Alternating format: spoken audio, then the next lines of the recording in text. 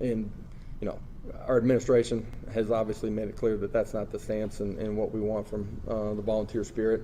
That I feel the same way. That's a very few number. The passion, energy from our fan base. I've been in a lot of competitive arenas as a player and as a coach. There was nothing better that I've ever been in than what happened on Saturday night. It was very casual. We were just kind of walking off the field, and he was like, "So what you gonna do?" I said, "I'm gonna come back next year." He was like, "Oh, okay, yeah, I'm excited. Let's go to Atlanta." And I was like, "Yes, sir. Let's make it happen." 99% of the people in this world want to be great. Would you agree with that? Yeah, they're called wannabes. 1% work to be great. Drop the mic on that. I didn't sign any mustard bottles or golf balls. Maybe wish I had a golf ball that night, you know what I mean? But I'm only kidding. All right.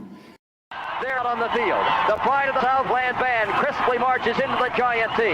The roar of 97,000 fans rises with each rhythmic step. In the background, George Beatsis is singing "Fight, Balls, Fight." The orange and white Shakers flood the air. The Volunteers are ready at the north end of the football field to burst through the gate. They're coming now, racing onto the field through the Giant T.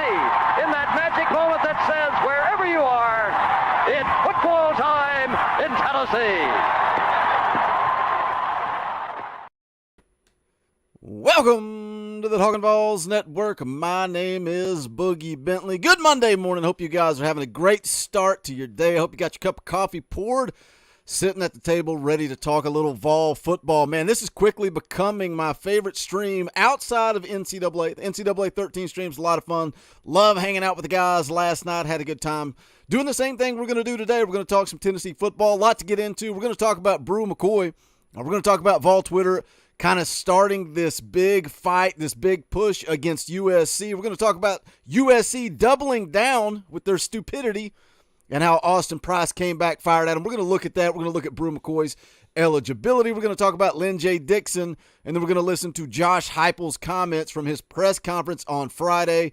Look, it's over. Fall camp is over. It's in the past. It's in the rearview mirror. We are moving into game prep mode. They're kind of doing a simulated game prep this week. And then after Thursday, we're going to move into actual game prep. We're going to start getting ready for Ball State. The bullets are going to start flying. It's going to count. It's going to mean something. It's right around the corner. 10 days till it's football time in Tennessee. Let's run down the chat, see who's hanging out. We got 104 people. 104 people in here already. Look, these Monday morning streams, I'm doing this thing. You guys seem to dig it. You guys like it. You show up, you show out. You showed love last Monday. So, look, I'm going to burn through all of my vacation time and try to be here with you guys on Monday as long as it continues to make sense. The viewership stays up. Financially, it makes sense. We'll continue to do this. But appreciate you guys supporting what we do on this channel. Short Fuse is in the house. What is up, Short Fuse? Lucas is here, says USC sucks. Yeah, we're going to break that down here in just a moment. Jody Wooten is in the house. What's up, Jody? Prince Buck is here. Danny Pritchard in the house. What's up, Danny? Brandon Harbin is in the house, dropping those custom Talkin VAWLS emojis. Appreciate that, my man. JJ Banks in the house. Dylan Elam is here. Brad Burnett, you can thank Brad. Brad's the one that got these Monday morning streams started. Joey Carroll in the house. What's up, Joey? T-minus 10 days and counting. It cannot get here soon enough. Crystal Fria's in the house. What's up, Crystal? John Hill drops a $10 super chat right out of the gate. That's what John does. John shows up. He gets those super chats rolling. You know, there's momentum. And I appreciate that. John says, sure is getting close, and the excitement is building. Can't wait. Let's go, Big Orange. Yeah, man, it's the closer we get, the more excited you get, the more you start really dialing in. You listen to everything. You know, I miss the Swain event. I really do, because that was always a gauge for my excitement factor. How excited was I? And it's like, am I listening to Swain every day, or am I just listening when I got nothing else to listen to? Man, I miss the Swain event, and that's why Brad kind of said, dude, you got to do something to fill the void. I miss Jason Swain in the mornings on the weekdays. So, yeah, we'll see what we can do, see if we can continue these Monday morning streams. Robert Clark in the house. What's up, Robert? Good morning. Carlos Manzanares is in the house. What's up, Carlos? Nomad Vols here. Good morning. Good to see you guys hanging out bright and early on this Monday morning. Crazy Nugs for 10. Thank you for the super chat. 10 days, $10. Let's go. Thank you for the super chat, Crazy Nugs. I like it. I see what you did there. I see what you did there. Matt Zimmerman is here. Guys, make sure you do smash the thumbs up. Share out the link. Put it on Twitter. Put it on Facebook. Go retweet it. Go retweet that we are live. Let people know, because this isn't, our regular schedule. Wednesday night, 7 o'clock. You guys know it's coming. Once the season gets rolling, every Wednesday night, 7 p.m. Eastern time, we're going to be live. Post-game shows. You guys know we're coming. We're going to be live. You know it. But this is kind of brand new, these Monday morning streams. For the time being, we'll see if it continues to make sense. But let's jump into the hot topic, and that is the eligibility of Bru McCoy. And I'm going to hit your comments in the chat as we kind of go through this. What's up, Leah? Good to see you in the chat. What's up, Troy Lee? What's the deal with Bru McCoy? Can you guys see that? Let me zoom in just a little bit. Bru McCoy, obviously we all know the story. Number 1 athlete, class of 2019. Started at Texas, transfers back to USC, and I think that might be part of the problem here, but even still, it really doesn't make a whole lot of sense to me when you had a guy in Lyn-J Dixon who played for Clemson, West Virginia, and Tennessee. 3 different programs. Played for 3 different programs within, like a 12-month period? But yet Bru McCoy can't get eligible. And a big part of the problem with this, the big reason that this irks me more than the fact that I wear orange-colored sunglasses and, I drink orange Kool-Aid, what makes no sense to me is USC was not going to allow Bru McCoy back onto their football team. All the off-the-field stuff. And I get it. If you think he's a cancer, if you think he's bad for the culture at USC, I get it. Don't let him play for your football team. But if he wants to transfer elsewhere, you got to do your due diligence. You got to let him go. And there's a way they can do that. So let's go take a look at it. Austin Price here tweeted out, kind of doubled down. This same conversation happened twice over the weekend. Austin Price tweets out, since USC wants to post their half-truth statement, I'll post the deal again. So let's go back first and start with USC and their half-truth statement. Because again, and I posted a video over the weekend. What's up, D Breezy? Good to see you in the chat. Rusted Rivets, what's up? I posted a video over the weekend and said it was a victory for Vol Twitter. Now, why was it a victory? Because USC was content to sit back quietly and not say a word. Just stay quiet. Act like they don't know what's going on. Meanwhile, Tennessee is working behind the scenes, doing everything they can to get Bru McCoy eligible. Meanwhile, USC just sits quietly. That doesn't work. If one person in the Tennessee fan base finds out that you or your coach or your athletic administration is responsible for one of our kids not getting eligible, one of our players not having the opportunity to go out and compete, we're going to find out. And when we find out, guess what? Here we come. Vol Twitter, that was a victory over the weekend for Vol Twitter. It's not over. It's not done. But the reason I say it was a victory because USC was forced to respond. Because we made so much noise. And I don't normally come on this channel and rally the troops and encourage you guys to go be aggressive on social media. But that's what I did this time. Because I feel like Bru McCoy is getting screwed. And if we put enough pressure on USC, we can get things done. And that's exactly what happened. And even though it's not over, it was a victory for Vol Twitter and this Vol fan base. Here's the statement from USC on Bru McCoy. It says here, USC has, consistent with NCAA rules, promptly and accurately responded to all requests from the University of Tennessee related to the eligibility of Bru McCoy. At no point, they say, since Bru entered the transfer portal in January, have we objected to him being made immediately eligible to play at Tennessee. The issue of Bru's eligibility ultimately rests with the NCAA, and we wish him the very best. Now, when you first read that, it's like, okay, yeah, they're not getting in the way, and that's just it. Since January, we have objected to being made immediately eligible to play at Tennessee. At no point, they say, since he entered the transfer portal have we objected. So there's 2 different stories to this. We've not objected. We're not against it. But the question is, USC, are you supporting it? That's the question. It's a half-truth. And shout out to Austin Price for calling this out. Trey Wallace kind of broke the news about all this stuff going on with USC, and then we were all celebrating, me included. And I still do think it was a victory. But Austin Price says, whoa, hold on, not so fast, my friend. And this is a big no-no. I guess you can do it when you're the guy that's posting it. But if you screenshot something from Austin Price off the VolQuest message boards, oh man, he ain't going to be happy. But Austin brings the truth. Screenshots a post that he put on the VolQuest message board, and this is in response. Again, AP says since they want to post their half-truth statement, I'll post the deal again. AP says good reporting by Trey Wallace. Again, that's in regards to USC. Their response, putting out a statement. AP says good reporting by Trey Wallace. USC obviously felt some pressure because of Vol Twitter. Again, that's a victory for us.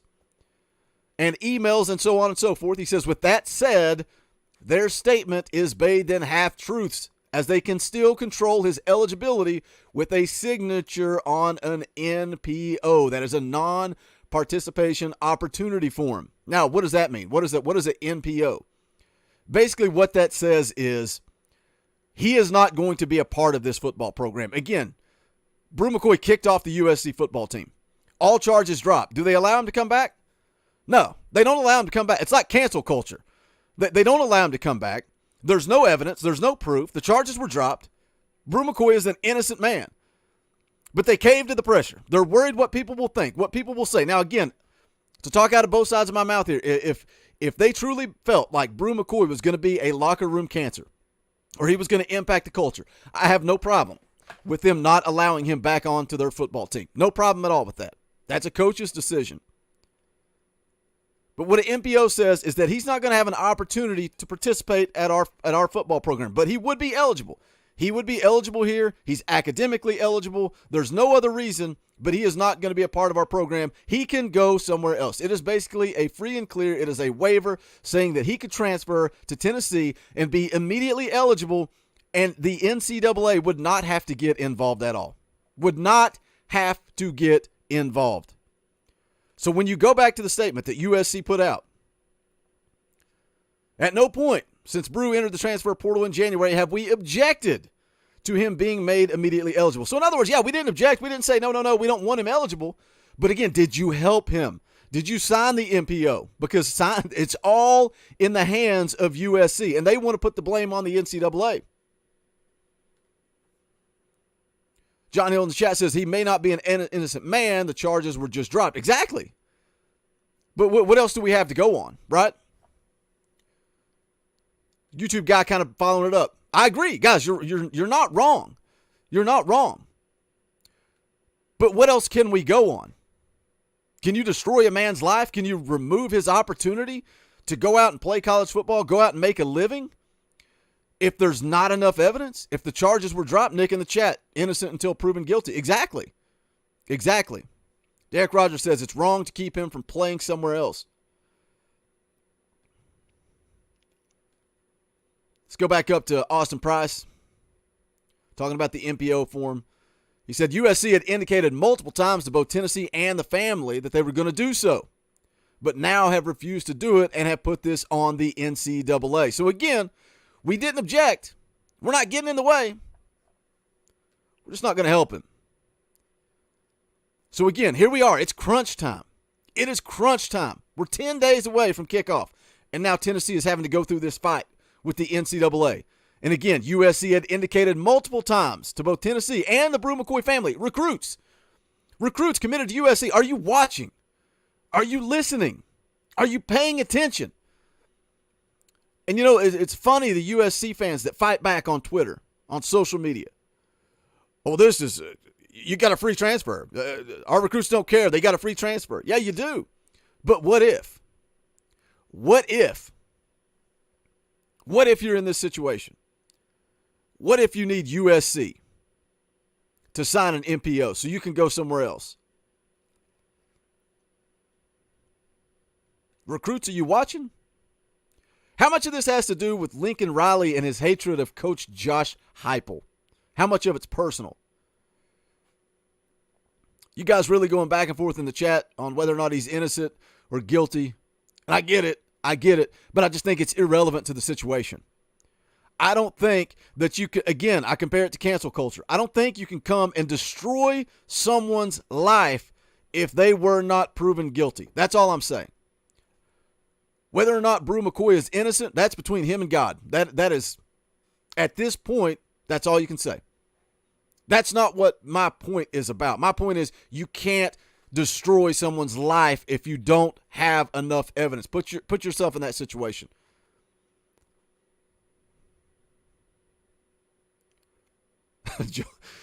I'll give you that, John. That's a good quote. Everybody in here is innocent, for sure. For sure. AP's statement wraps up here. Their statement was in support of Bru and to help with Tennessee's appeal, but they could have easily made this a one-stop shop by signing the MPO. So again, Vol Twitter, do your thing. Don't give up. Put on more steam. Continue to tag USC. Continue to tag Lincoln Riley. Let them know. Ask them specifically, why did you tell Tennessee and make it even why did you tell Bru McCoy and his family that you were going to sign the MPO, but then you didn't? You may not object, but you're dang sure not helping. You are not helping. Put on more steam. And if you don't think it works, if you don't think it matters, if you don't think taking to Twitter and voicing your opinion to Lincoln Riley, that's exactly why not only did we get one statement from USC, we got two statements. Back-to-back. Back-to-back days, USC felt the need to put a statement out because Tennessee Twitter is blowing them up. Put on more steam. Jerry Hinderlight in the chat. What's up, Jerry? He is throwing some mustard and golf balls at Lincoln Riley. Yeah, I didn't sign any mustard bottles or golf balls. Maybe wish I had had a golf ball that night, you know what I mean? But I'm only kidding. All right. Nomad Vol in the chat. Does anybody know for a fact that the MPO wasn't signed? If the MPO was signed, he would be eligible. Because what that does is it basically eliminates the NCAA from having to get involved. Now the NCAA is in control. Now the NCAA is going to make a ruling on whether or not they're going to make an exception and allow Bru McCoy to transfer. So that's the news on Bru McCoy. We're going to continue to wait. What do you guys think in the chat? You guys think he is going to be eligible? Look, we're 10 days away. When has the NCAA ever done anything in a hurry? When have they ever got in a hurry to do anything? Do you have any confidence at all that Bru McCoy is going to be ready to go, going to be eligible for Ball State? And, yeah, I'm not really concerned about the Ball State game. I'm just not. Said last night in the NCAA stream, Tennessee's going to go out and put a beating on them. Early prediction, I'm saying 63-10. I think they're going to blow them out of the water. Does not matter. Does not impact it. Going on the road to play Pitt, you need Bru McCoy out there. You need Bru McCoy out there to go on the road and play Pitt, and even more so once you get to the end of September and you're going to take on Florida. Those are two big games. If you're, we've said it time and time again over the last couple of weeks, if Tennessee wants a legitimate opportunity to get to 9 wins this year, which I think is very possible, very possible, I think you got to come out of September at 4-0 because the road gets a whole lot tougher from there. You get through September at 4-0, but then you got LSU on the road. You got Alabama. You got Georgia. You got some toss-up games like Kentucky. The road gets tough after September. And September ain't no cakewalk. Ain't no walk in the park. Well, we got 261 people watching live right now. Appreciate you guys hanging out on this Monday morning stream. Do me a favor. Make sure you do smash that like button. I would appreciate it. Quick, free, easy. A lot of new subscribers coming into the channel. If any of you in the chat are a recent subscriber to the Talkin VAWLS Network, glad to have you guys on board. I know you just see my ugly mug on the regular right now, but we're about to kick things up into full gear starting this week, starting this Wednesday night, 7 p.m. Eastern Time. The midweek show, we like to call it around here. We go live every single Wednesday, 7 p.m. Eastern Time. Myself, Dauber, who is also a part of this channel. We've got some part-timers like Vols JP. Vols JP is actually the one that came to me and said, let's start a Tennessee podcast. It went from a podcast to a video to a live stream to what it is today. It has grown and adapted. It's been a wild ride, but things are about to kick up every Wednesday night, 7 p.m. Eastern Time. Post-game shows. We go live within a matter of minutes after the game. So what I like to compare it to, anybody that ever watched the Walking Dead TV show when it was in its prime, and the show went off and you're like, man, you would just want somebody to talk to about it, and then they had the Talking Dead right after, and they had fans sitting on a couch talking about, that's what we bring you with a post-game show. It's not a bunch of guys sitting around a table talking about freaking Tennessee football and telling you what for. No, it is a group discussion. It's a lot of fun. We're kicking things up into full gear again. Wednesday night, 7 p.m. Eastern Time. Post-game show coming up next week. Jamie Roberts in the chat says, smash that thumbs up. Yeah, hit it, dude. It's if you're here, if you are listening to the words coming out of my mouth, you must like something we're doing. Hit that thumbs up. It helps the channel, helps the analytics. D Breezy, Boogie's got the coolest room of any podcast. Well, the support that you guys give this channel financially by smashing the thumbs up, by joining the channel, all that good stuff allows me the opportunity to live out my 12-year-old dreams. 12-year-old Boogie would love this room. He wouldn't believe that he had an arcade unit of NBA Jam and Mortal Kombat. Yeah, I've created this. I like hanging out in my office. I like hanging out with you guys, talking ball football in the old man cave. What's up, Rodney? Good to see you in the chat, buddy. Robert Tuck, what's up, Robert? Good to see you in the chat as well, my friend. So let's move on. We talked about Bru McCoy, whether or not he's going to be eligible. Let's move into the next topic that came out. It came out so quick. So quick yesterday. I was getting ready, get set up for the Ncaa stream at 6:30, and then boom, here comes the news. Got a message from somebody on Twitter, said, Boogie, can you look into this? And I didn't know what to think. The next thing we know, Lyn-J Dixon transferred in just a couple of weeks ago, no longer a part of this football team. Sammy P in the chat. What's up, Sammy P? Good to see you in the chat, buddy. Leading the charge out there on Vol Twitter against USC. Baker Reynolds for $20. That ain't cheap. Thank you for the super chat. Says we need some I can't read that on air. That's a good idea, though. Excited to start the season 3-0 as we go into Neyland Stadium to beat Florida. Man, yeah, September's so big. September is so big and so crucial. You go into that Florida game 3-0, the energy inside of Neyland Stadium is going to be electric. I cannot wait. But that Pitt game, and you know, it's football, right? It's football. The next game is always the biggest game. Going on the road to beat Pitt, even though I've said multiple times I think Tennessee goes out and handles business against Pitt. You still got to go do it. You still got to go play the game. You go beat Pitt. You go into Florida 3-0. My goodness, that Neyland Stadium is going to be rocking. We were talking last night. What do you guys think? We'll get into Lyn-J Dixon here in just a second. What do you guys think? Look, when you guys drop super chats, you hijack the show. We'll talk about whatever you want to talk about. Then I'll come back to the topics at hand. What do you guys think? 3-0, Florida coming to Neyland Stadium, night game. Let's say it's a night game. ESPN. Somebody was asking last night, when do you break out the Smoky Grays? Do you break out the Smoky Grays for a night game against Florida? Do you checker Neyland? Or do you do something different? Do you do something different and you break out dark mode? You break out dark mode for a night game against Florida and you do a blackout. Bring out the black shirts. Let's black out Neyland Stadium. I know some old-timers wouldn't like it. They wouldn't like it. They would say our colors are orange. We're not wearing black to the stadium. But my goodness, can you imagine I love little gimmicks like that.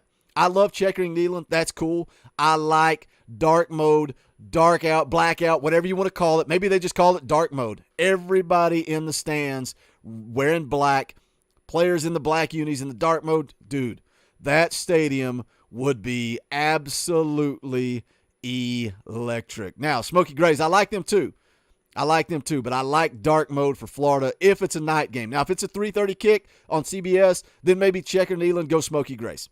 I think dark mode for a night game is where it's at. Thank you for that super chat, Baker. I appreciate it. Nomad Vol for 10. Appreciate that super chat. Smash that thumbs up. Dropping those custom Talkin VAWLS emojis.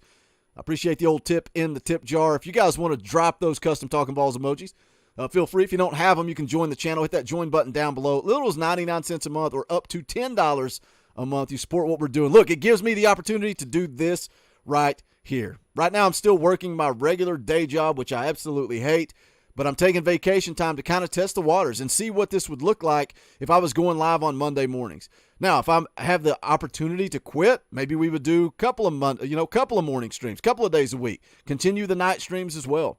I want to bring you guys more coverage, but to do that, we need more support. We need more members on the channel, and just continue to grow this thing. I know it's a process, but I'm looking to the future, and I can see the direction of this channel with the support that you guys show.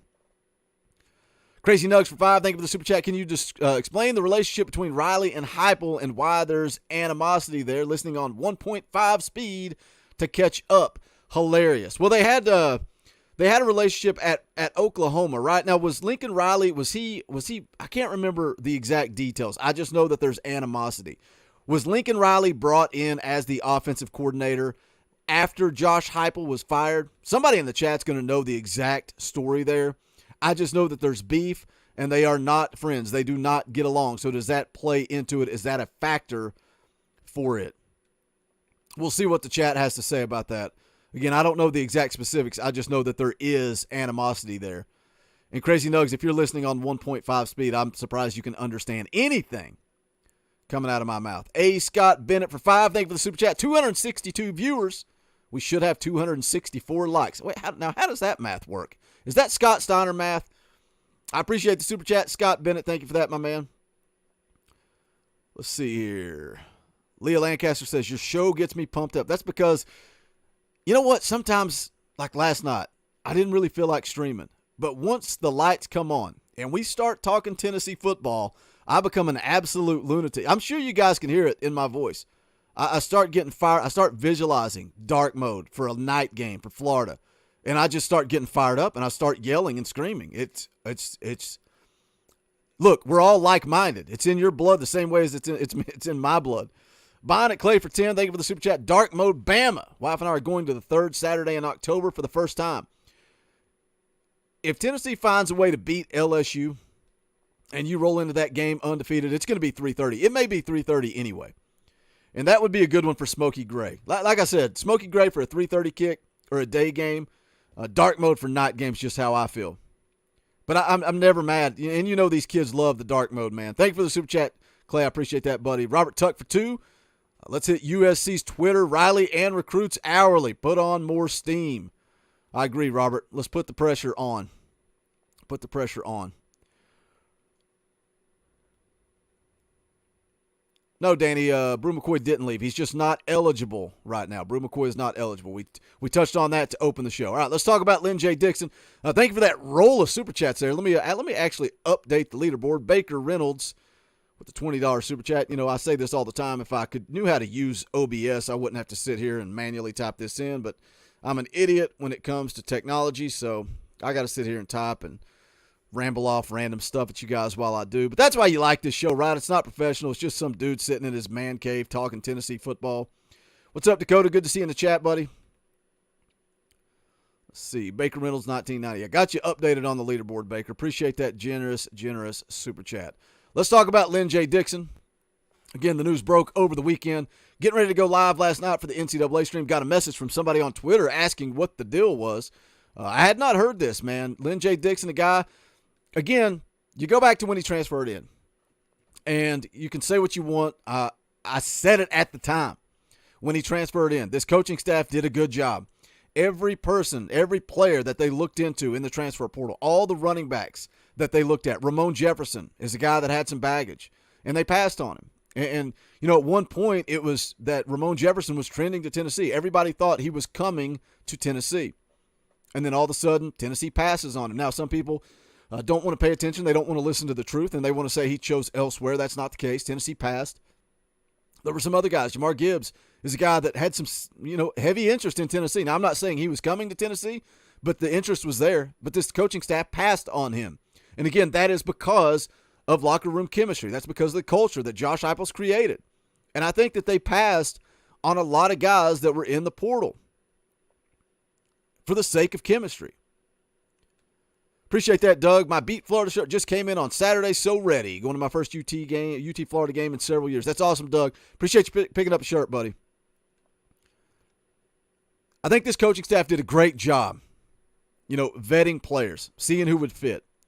But then the injury to the Laneith Whitehead happens. And right after that, here comes Lyn-J Dixon transferring into Tennessee, a guy with a ton of athleticism. You go back and you watch his freshman, sophomore highlights at Clemson. He's a guy with a lot of talent, and I was excited about that talent. But I raised the red flag. I said, "What are they in panic mode? Is this coaching staff in panic mode because now they're down to 4 scholarship running backs, 2 of which are freshmen?" I got to get a drink. Hang on. I feel like I've been on air for 5 hours in the last 12. Wait, I have. Were they in panic mode? Because they needed depth. They needed a body. and Lyn-J Dixon was available. It raised a red flag for me. This article from VAWLS 24/7. Tennessee wound up not having to wait long to find out that its last-minute transfer edition wouldn't pan out. A little more than 2 weeks after he joined the Vols, running back Lyn-J Dixon, no longer with the team. A program official told VAWLS 24/7 on Sunday evening. The former Clemson and West Virginia running back practiced with the Vols for the first time on August 4th, but had missed about the last week or so of training camp after suffering an ankle injury. Again, is that part of this? Is that part of this? Because Lyn-J Dixon was behind, obviously. He came in after fall camp had already started. Tweaks his ankle, misses about a week of practice. Did Lyn-J Dixon just see the writing on the wall? Did he just know that he wasn't going to be able to earn his way onto the field? Now, if I'm not mistaken, I do believe that he had an extra year of eligibility because of COVID. So he could have come in this year. He could have sat in the running back room. He could have learned the offense. And he could have had an opportunity to go out and compete next year. Again, I think he has the athleticism. I think he has the talent. I think Austin Price summed it up best on the VolQuest message board. He said, Lyn-J has got to work on Lyn-J. And that was the question when he came in. Did he have it between the ears? And no disrespect, no hate for this young man. I hope he figures things out. He's got a ton of athletic potential. I don't know if he'll ever play college football again. Austin Hannah Weather for 10. Thank you for the super chat. Very generous. Said you should live stream yourself during a game. We've done that before. Call it a watch party. We did it. We did it the year that JG went rogue against Alabama. What a wild ride that was, though, live streaming that. We were talking about it last night during the NCAA stream. What game should we do? What game would you guys want to see that in? We do a watch party. Myself, Dauber, JP, Snake, get a bunch of guys together. And we can't show the game on air, but we watch the game and just kind of comment. It's not commentary. We're not sitting here going, oh, he pitches out to the left, breaks a tackle, moves outside, spins back to the inside, down to the 40, to the 35, to the 30, to the 25. That's not what it is. It's as if you are invited into our home and you're sitting on our couch shooting the bull watching Tennessee football. So let me know if you guys want us to do that, what game you would want it to do. You know, Chris Wu there, I see you want the Florida game. A lot of people were saying that last night. The only thing is, if Tennessee goes and beats Florida, I want to be able to do a post-game show because it's going to be the biggest celebration maybe in Talkin VAWLS history. It's going to be an epic live stream. So I don't know that I really want to do it for a huge game, but we'll see. Jerry Henderlot for 5. Thank you for the super chat. Jerry, we have 2 freshmen that are better than Dixon. I think they may have the potential to be better than Dixon, but they're young. Like I said, they got to come along in a hurry, Jerry. They got to get ready, and they got to get ready fast. I said last night I would like to see us come out and put a beating on Ball State and do it early, get Jabari Small out of the game, and get those 2 freshmen, get Dylan Sampson out there, get Justin Williams-Thomas out there, get them some valuable in-game reps, live fire. When the bullets count, you're shooting with live ammunition. Give those freshmen a chance to go out and grow up in a hurry because we're going to need them. There's no ifs, ands, or buts. We are going to need them. This article goes on to say the Vols made the late addition to their backfield in wake of losing Lyneth Whitehead to a season-ending injury last month, but there was an element of risk involved in bringing Dixon, given the turbulent nature of his departures from both of his previous programs. Again, I think that just goes hand in hand. Lyneth Whitehead goes down for the year. Then you add Dixon, even though he's got a lot of baggage.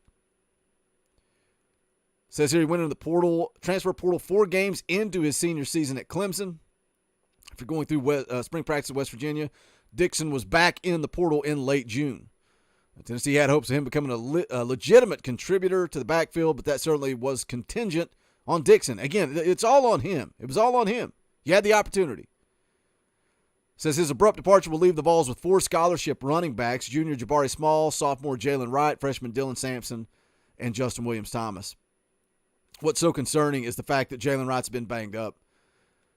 He's been banged up, and I think he's going to be cleared for Ball State. But that Ball State game, I mean, he's not had any physical contact. I would play Jabari Small, try to get him out of the game, then I'd run the freshman. Let Jalen Wright go through some practice. take some hits in practice before you get him out there. Here's the sad thing. Here's a quote from Jerry Mack talking about Lyn-J Dixon. If you guys can't tell, my voice is about to go out. Jerry Mack said, "We're glad to have him right now. We're happy that he's here in the building. He's learning, progressing each day. The biggest thing, Lyn-J is 23 years old. He's played a lot of college football, and he's had success on a high stage and at a high level. So really just excited about him learning and progressing throughout the weeks. I think that's one thing. Making a commitment to making sure he's understanding what to do and how to do it. We'll see how he goes and how he learns and progresses throughout the rest of camp.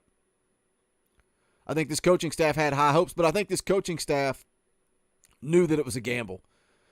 I think they knew that it was a gamble taking Lyn-J Dixon, but I think it was the circumstances. Again, the timing, the Laneith Whitehead injury, and then they go and they get Lyn-J Dixon right after that. John Hill brings up a great point.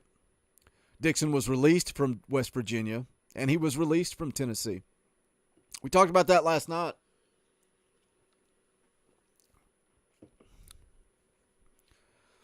The kid on the basketball team, right?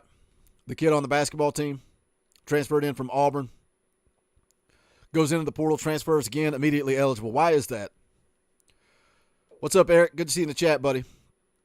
How come kids that transfer out of Tennessee are immediately eligible? There's a reason for that. That's because Tennessee cooperates with its student athletes. They care about their student athletes. They want their athletes to have success even if they move on to another program. We've seen it time and time and time again. Tennessee is always going to support the kids. They're always going to put them first. It's the reality of the situation. Seen it multiple times. We've got 305 people watching live right now. Appreciate you guys hanging out on this Monday morning stream. Going to continue to do more of these. Use a little vacation time to come hang out with you guys because you continue to show out, show up, show love on the Monday morning stream. It blows my mind. Blows my mind, but I appreciate it. Another way you can support the channel, go check out the official merchandise of the Talkin VAWLS Network. Go to bonfire.com/store/Talkin VAWLS. You can see those brand new mustard shirts. I know this isn't really for everybody. Not everybody wants to rock a mustard shirt. There's a lot of detail in this shirt. See the Talkin VAWLS flag flying there. Go Big Orange. And we got a 100% guarantee down there at the bottom. Guarantee for the fans, by the fans. You see the net weight of that mustard bottle is 19.98 ounces. A lot of little details in that shirt. If you don't like mustard theme, we got some regular clean shirts as well. Talkin VAWLS Elite. I love this shirt, the State Pride shirt. It's probably everybody's favorite, probably our best seller. But then we got the Beat Bama, Beat Florida, Beat Georgia look. Sometimes these shirts take a couple of weeks to print and ship. So if you want to rep these inside of Neyland Stadium when Tennessee beats Florida, you got to get in where you fit in. Click that link, bonfire.com/store/Talkin VAWLS. Get them ordered. That way you've got them when the season rolls around. Kentucky's daddy and the old faithfuls again. Go check it out, bonfire.com/store/Talkin VAWLS. Appreciate you guys picking up the merch. I love seeing you guys post the pictures. Tweet them out. Go to Twitter. Blast it out. Tag us. I want to see that merch. I want to see that merch all over. I want to see somebody wearing a Beat Florida shirt inside of Neyland Stadium. Tweet that thing out. That'd be awesome. I'd love to see it. Jerry, what's the biggest size shirt? It depends on the style. It depends. Really, it's what they have in stock. I think I've seen up to like 4X, 5X, but it just depends. Dakota's dropping the link there in the chat if you guys want to go pick up merch. All right, we're going to fire up the Josh Heupel press conference from Friday. Take a listen to his comments as they kind of wrap up fall camp and they move into game prep mode. So we're going to take a look at what Josh Heupel had to say. Again, this was on Friday. Appreciate you guys tuning in. Make sure you do smash that thumbs up. We'll go through this press conference, see what Coach Heupel had to say as I try to get my voice back. Here we go. I hope everybody's having a great morning. Good day of work out there. Obviously, we're on the back end of training camp here with another day to go, but thought we got some really good work today. Special teams is starting to come together. We've gotten into more unit work, and you can see a lot of young guys I think are going to have an opportunity to play a bunch of football on that. A couple guys that have been nicked up starting to get back healthy, and it's good having them back on the grass. So pleased with a lot of things that we're doing, and obviously looking forward to getting rolling here next week too. Questions. We'll start with Rob and then Paige. Coach, just now that you've had 2 weeks to look at him and be on the grass with him, how do you feel about your depth overall on both sides of the ball this year compared to a year ago this time? Yeah, just in pure numbers, athletic, movement, skill sets, much deeper, in particular on the defensive side of the football. It's evident in some of the skill spots offensively too. Those young guys that are part of what I'm talking about still have to push and get themselves ready to go play on game day. There's some things that we got to clean up. Game day management, those guys operating, some of those guys on special teams, but feel like we are a much deeper football team than we were a year ago, and you know that's going to play out as you inevitably have some injuries during the season, but I think in particular on the defensive side of the football you'll see more rotation and a lot of guys playing. I was watching the the official Tennessee season preview. I was talking about this last night. When that comes out, when the actual preview comes out that they put out on whatever your local WJHL, CBS, whatever you want to call the channel, once they put that out, I feel like it's officially go time.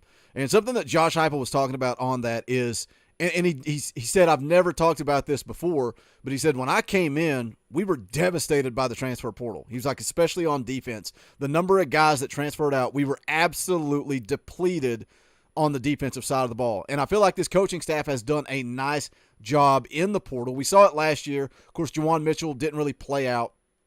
Kamal Haddon. They added some nice pieces through the transfer portal. And then again this year, the kid from Ohio State, Andre Turrentine, however you want to say it.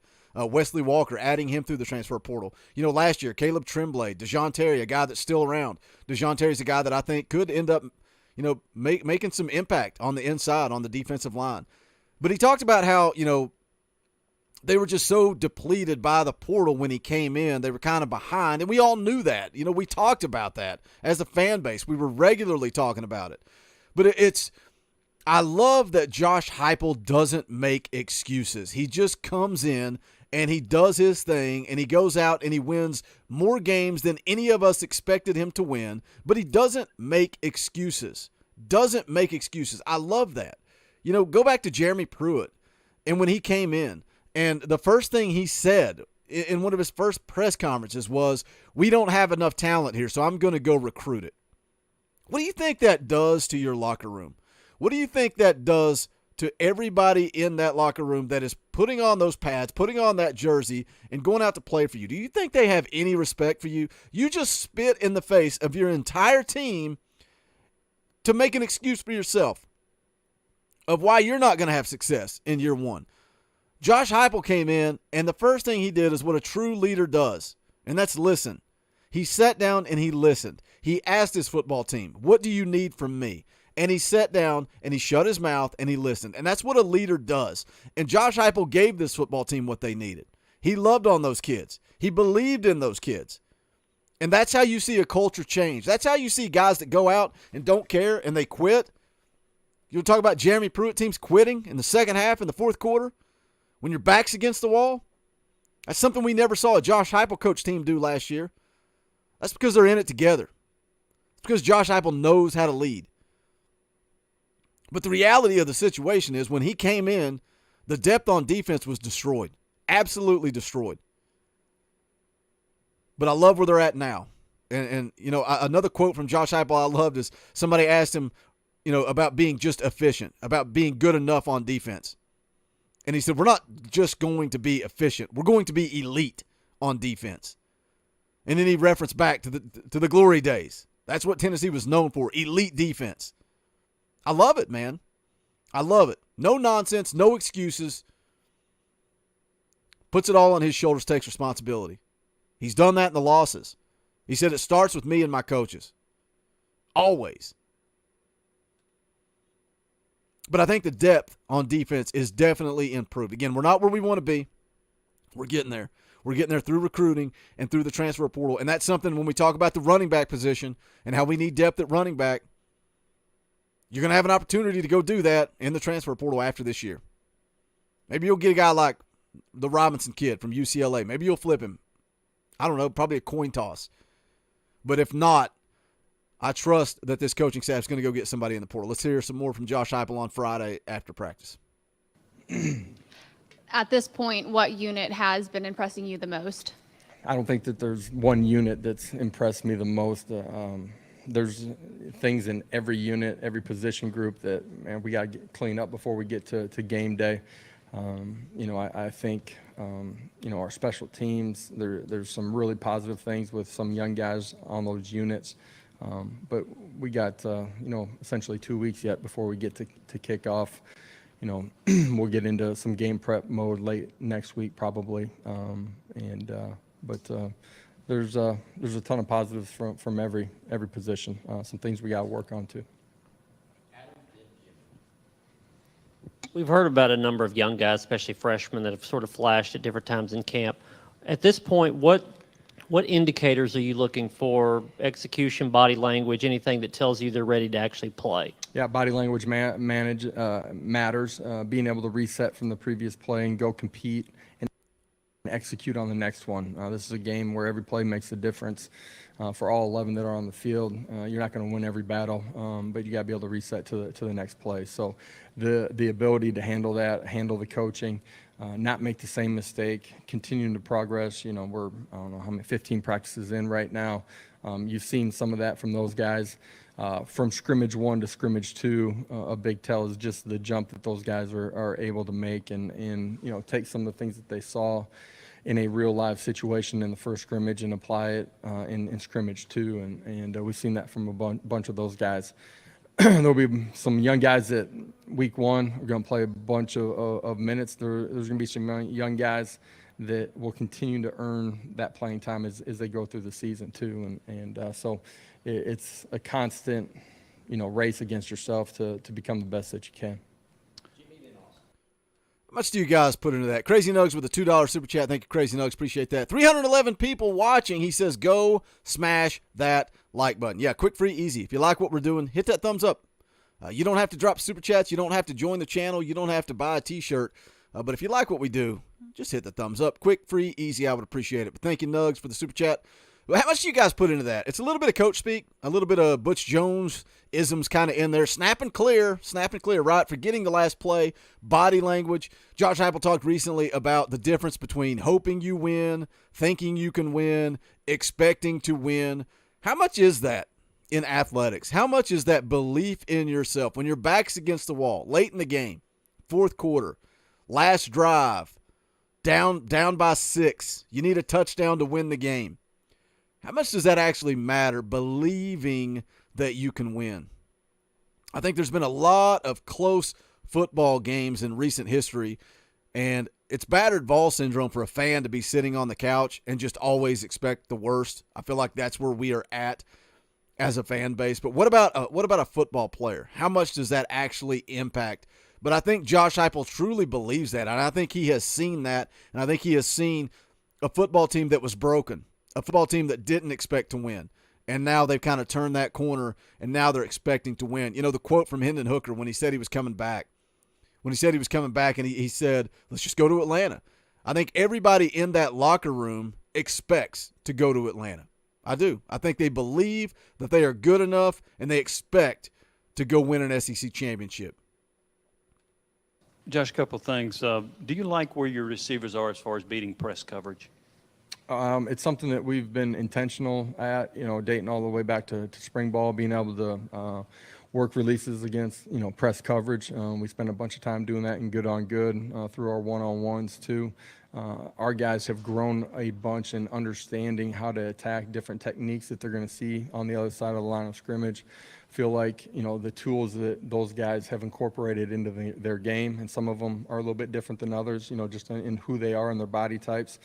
Feel like those guys will be able to manage to find a way to win and get off the line of scrimmage quickly. And have you seen evidence that you might be a better pass rushing team this year? I do, just from their functional movement, individually, their ability to bend, explosiveness out of their stance, the fundamentals. Coach Garner and Coach Eckler have helped develop all off season. And then some young guys that have come into our program too that we believe as the season unfolds will be able to help us in some of those situations. So the depth, the growth of them individually, some young guys coming in, I do believe that we'll be better being able to apply pressure with the quarterback without using pressures to do that. I think if Byron Young can come along, Tyler Barron can come along, Roman Harrison, if this defensive line can truly get after the quarterback, and we've heard a lot of praise for BY this offseason, and sometimes coaches use the media, they use press conferences to kind of motivate guys, and maybe that's what we're seeing these coaches do. You got a guy like Rodney Garner that comes out and he's going to be negative. He's never happy. He's never satisfied. And then you may have a guy like Josh Heupel come out and kind of motivate BY through positivity with the media. If BY, Tyler Barron, if this defensive line can get after the quarterback, and I don't think they have to be elite this year, even though as much as I love Josh Heupel saying that we're going to be elite, I don't think they have to be elite this year. I think they just have to take a step, get a little bit better, get after the quarterback. If they can get more pressure on the quarterback and not have to dial up so many, blitzes and bring so many guys. If they can get after the quarterback with 4 guys, I think that takes this team from 7 wins last year to 9 wins this year. Even though my prediction is 8-4. That's what I'm sticking to my guns, 8-4. This football team can go win 9 games if they can get after the quarterback and get pressure on the quarterback. You guys, what is going on in the chat? You guys are acting like 3-year-olds. Why are you yelling at each other? What's the deal? What's the deal? Got World War III going on in the chat. Let's hear some more from Josh Heupel. Fall camp, I know, just kind of the grind leans on you at some point. How are you as What a a player? grind! There's nothing better than training camp, though. Man. How are you as a player in fall camp? Did you ever kind of hit that wall and then Training camp back then was a little bit different. It was like 12 straight days of 2-a-days. Sure. Do you do anything specifically, and how are you as a coach? Do you hit that wall in training camp as a coach? Yeah, I think just the way we structure it, the player loads that we try to manage with them, when we time up our off days, when the scrimmage days happen, we try to keep them fresh physically, but also on the mental side of it, and make sure that they're intentional. There's a grind and stress to training camp. I think that part of that's necessary just to get yourself prepared for the season. The off season, one thing in June and July, and strength and conditioning, but you need some of the physicality and the stress during the course of training camp to prepare yourself for what the season's going to be like, what those fourth quarters are going to be like.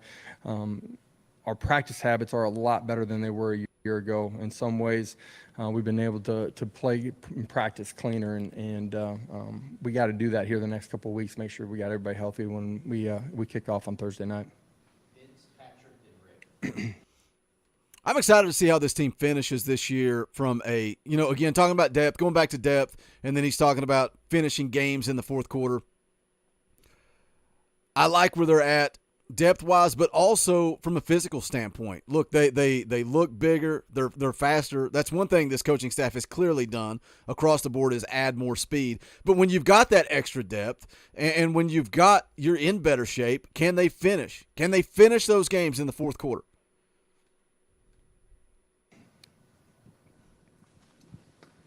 Josh, what kind of progress do you feel like you've made on defense in maybe bottling up some of those mobile quarterbacks that converted on third down last year? Yeah, I think that's one of the hardest things to replicate during the course of training camp, with quarterbacks not being live.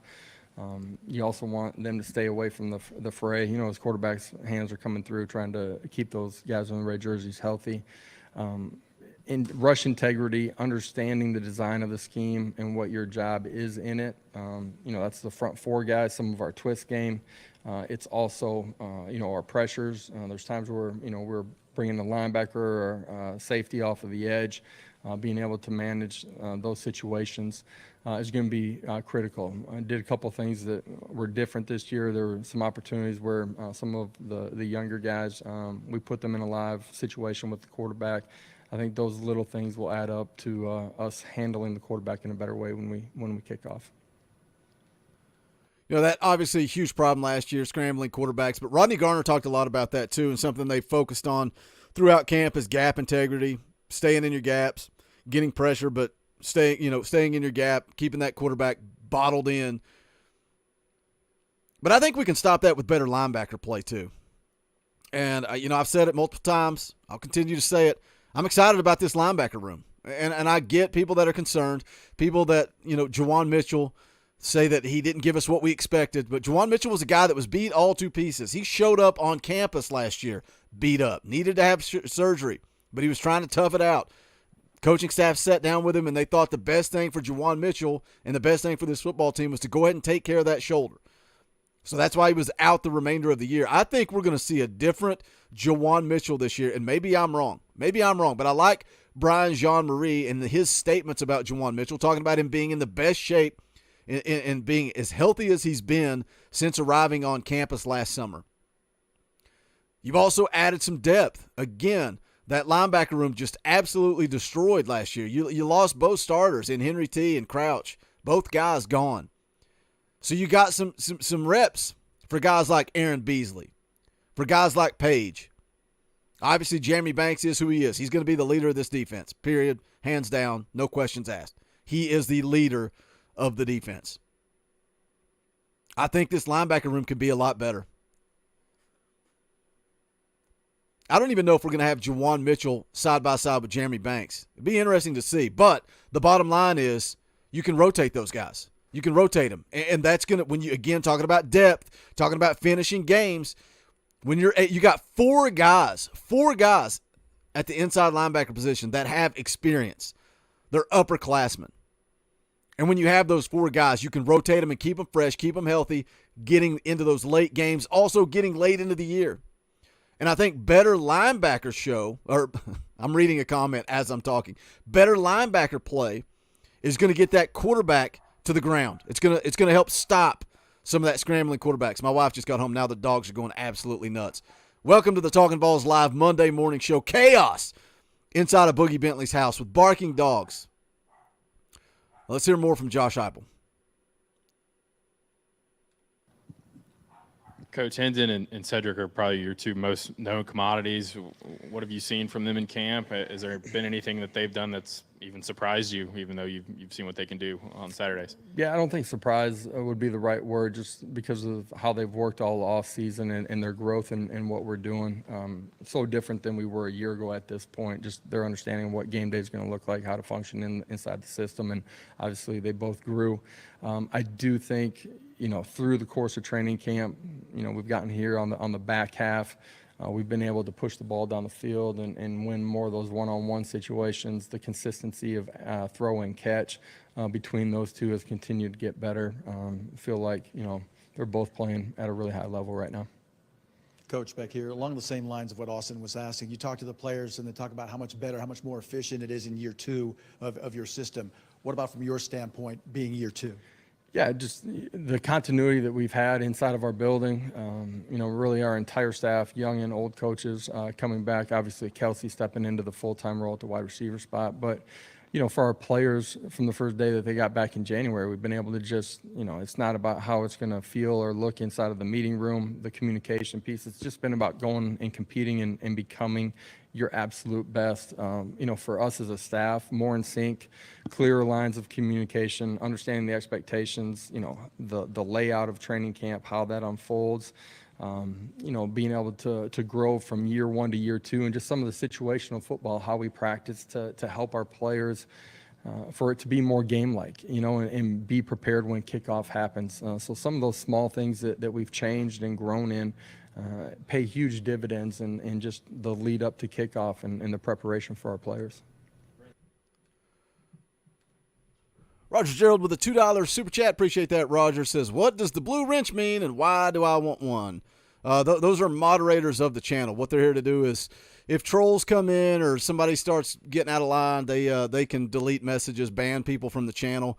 But look, they know the moderators of this channel have been told, look, don't ban somebody just for having a difference of opinion or what. You can say whatever you want to say. See, you can come in like this idiot and you can say, best show on YouTube. Nah, put the pipe down. I saw this interview days ago. It's old news. This show sucks. But for some reason, they like to sit here in the chat, which is fine because they put money in my pocket. We allow them to stay, and the moderators know that. The moderators know not to ban a moron like this guy who wants to show up to my show and insult me, which is hilarious. It's fine. Like, I don't care if you like the show or hate the show. But the fact that you want to hang out in the live chat and insult people is funny to me. But look, everybody's welcome. There is beer cans and baddies is in the chat going on. I think he's a Georgia fan. He's welcome. Colby's in the chat. I think he is a Georgia fan as well. Alan B. Troll Patrol is a Georgia fan. We got Florida fans. Every fan base is welcome. But that's what the wrench is. It's just the moderators of the channel. It's people that have been around for a minute. They've been around the channel. They've been a part of the channel for a long time. So that's why they've got the blue wrench. Let's hear more from Josh Heupel. Coach, not discounting practice at all, but when you try to, Please don't. You're talking about playing a lot. Later, more Robert. Have a guys. good night, buddy. Or Is a good there a day. point during a fall camp where you go, we just got to see how they react in front of a crowd, and when do you know you're kind of to that point, or do you get to that point? You play more guys because they've earned it, right? And I do feel like we got more guys that have been earning it, just from our scrimmages and then the way that they've practiced. You're going to find out a lot more about your young guys that haven't done it when the lights come on for sure. And is the stage too big? Is it not? Are they able to cut it loose and go, implement and incorporate all the fundamentals, technique, and understanding of scheme, and go make plays.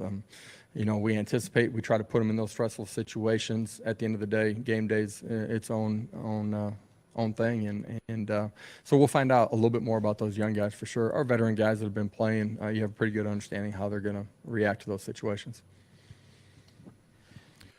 I'm going to hit this comment because Josh Heupel, they're talking about the freshmen, and once the lights come on, you're going to really see what you have there. Shadowless Pokemon Dime says, who do you think will be the freshman to make the biggest impact this season? That's a loaded question, man, because I would have probably originally said, coming out of the class of 22, I felt like Tyree West was a guy that could come in and make the biggest impact. As we've gone through spring camp, and now we're wrapping up fall camp and going into game prep mode, everything has kind of changed a little bit, even at the edge position. James Pierce is the guy that had – thanks for dropping in, Marcus. Have a good day, buddy. James Pierce is a guy that really had the most buzz about him, and a lot of that is because he got that 5th star from on3.com. He got that 5th star, and he started getting a lot of hype. That's who everybody was talking about. But then you've got Joshua Josephs on the opposite side, the other edge position, and he's a guy, again, a big-time prospect, 4-star prospect. Joshua Josephs is a guy that I expect big things from, and he's the talk of the town. Everybody's talking about Joshua Josephs and his ability to get after the quarterback and be a freak. People comparing him to Darrell Taylor already. And something that I really put value on, Kyler Kirbyson, that used to play offensive line for Tennessee. He has a Believe in Tennessee podcast. He was on campus, took in a practice, and he said he had the opportunity to work with the offensive line a little bit, talk to them, and he said where you really get a gauge of who's got it on the defensive line is you go talk to the offensive line. And you say, who are you having trouble with? And all of the players on the offensive line are talking about the freak ability of Joshua Josephs, and that excites me. So from one aspect, I would say maybe a guy like Joshua Josephs is a guy that can get some playing time this year and maybe impact, get after the quarterback a little bit.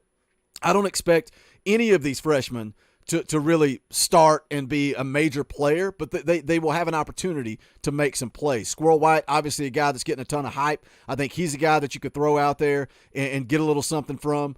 Marcus Rush drops a $10 super chat on his way out the door. Appreciate that tip in the old tip jar, Marcus. Like I said, have a good day, buddy. Appreciate you tuning in. Squirrel White's a guy that's just got that raw speed that you could dial something up for, do something with, and he could go make some plays. But the question was, who's going to make the biggest impact? And when I look at the running back room and I see Jalen Wright banged up, I see Jabari Small, a guy that struggled to stay healthy. Now he's added the weight. He's added some armor. Hope he can stay healthy. We need him to stay healthy. I'm going to go crazy and say Dylan Sampson. I think Dylan Sampson makes an impact on this football team at some point this year. I think we are going to have to rely on the freshman running backs at some point. I think Dylan Sampson will make an impact for this football team. Zachary Berg agreeing, says, I say one of the running backs. All right, let's get into it. Let's hear the last little bit here from Josh Heupel. Josh, I was wondering if you had an update on Brew McCoy and with that situation and with the season kind of getting closer and closer, how much of a heads up do y'all need for him to get into the game plan for the first game, knowing that you're uncertain right now? Yeah, obviously, getting him prepared, being able to rep him, all those things, you'd like that before you start your regular game plan week. You know what I mean? Essentially 7 days before kickoff. That's, best case scenario where you're able to work him and incorporate him and plan for what it's going to look like when we run out of the tunnel. Our administration's, done everything that they possibly can. They've been great throughout the entire process, from the very beginning, and they're still working as hard as they can to give him the opportunity to play. And you still don't know when you might get an answer? I don't have an answer on that. There's, some things that are out of my control, Bru's control, and our administration's control in this process, and everybody on our side is working as hard as they possibly can to make sure that we come to a resolution as quickly as possible and give a kid an opportunity to go play. Josh, with Hendon's mobility, a lot of people talk about and focus on him running with the football when he's scrambling.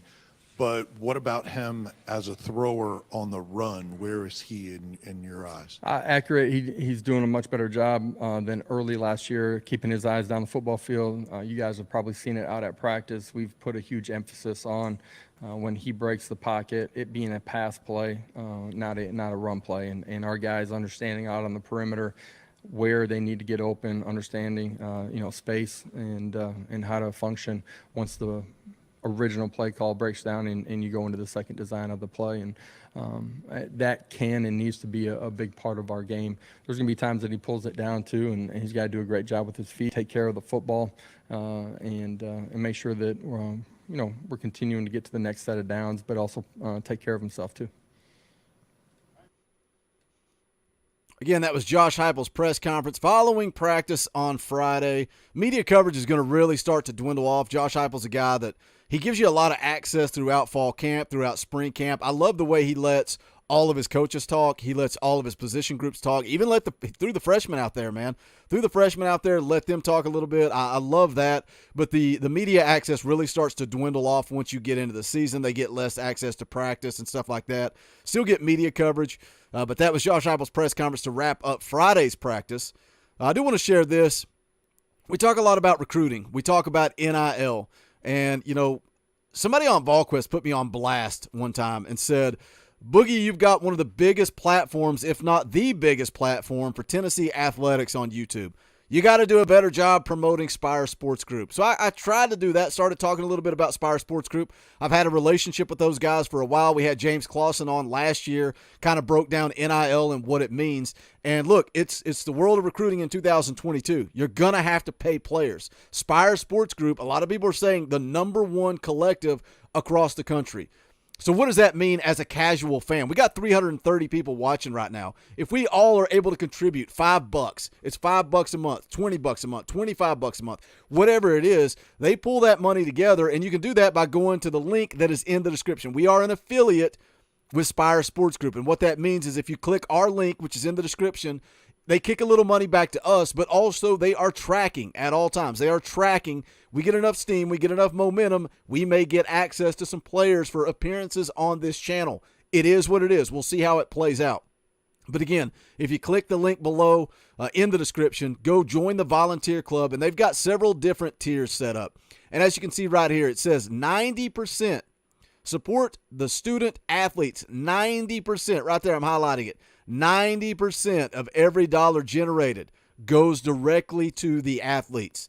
10% remaining covers cost and all that type of stuff, which makes sense that you're going to have to cover your cost. But you can do it as little as $5 a month. They send you a decal, you get a newsletter, and then the more you give per month, the more stuff, the more perks you get. You get original content, monthly autograph item raffle. You go up to the Smoky level, giving a little bit more. You get a guaranteed quarterly autograph. You get custom video messages. Again, the more you give, the more perks you get. At one point, you get all the way up to kind of like a watch party that you guys want us to do here. You get a watch party with Tennessee athletes, private tailgate parties. But again, this is the way you can help recruiting through Spire Sports Group and also kick a little money our way. Again, the link's in the description below. Any and all support you guys give to Spire Sports Group. Again, I've had some really good conversations with them, and I know some people question them, may not understand exactly what is going on. Somebody like Rick Sanchez wants to be negative and say, no, collectives should be outlawed. Well, guess what? They're not. They're not outlawed. So if you want if you're ever talking about recruiting and you say, well, we lost that guy only because of money, well, how much are you giving? How much am I giving? Look ourselves in the mirror. Are we contributing to the collective? Because that's part of it.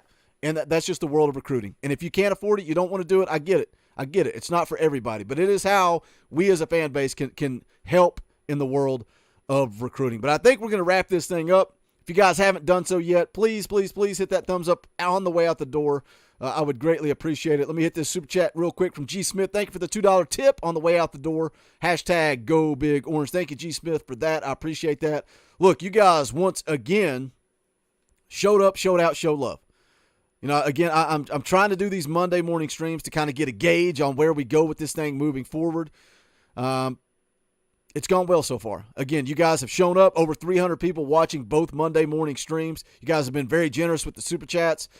So thank you for that. We'll plan to do it again next Monday. Let's plan to do it again next Monday, 9 a.m. If something changes, I'll let you know. You see the social media tags scrolling across the bottom. Make sure you give me a follow at Boogie Bentley. You can follow at TalkinVAWLS_pod. I'll always keep you guys up to date of any schedule changes or what's going on. But that is going to wrap it up for this one. Appreciate you guys hanging out. We'll be live Wednesday night, 7 p.m. Eastern time for our midweek show, and I'll be dropping videos throughout the week as well. But that is going to do it. This is the Talkin VAWLS Network. My name is Boogie Bentley. Go Big Orange.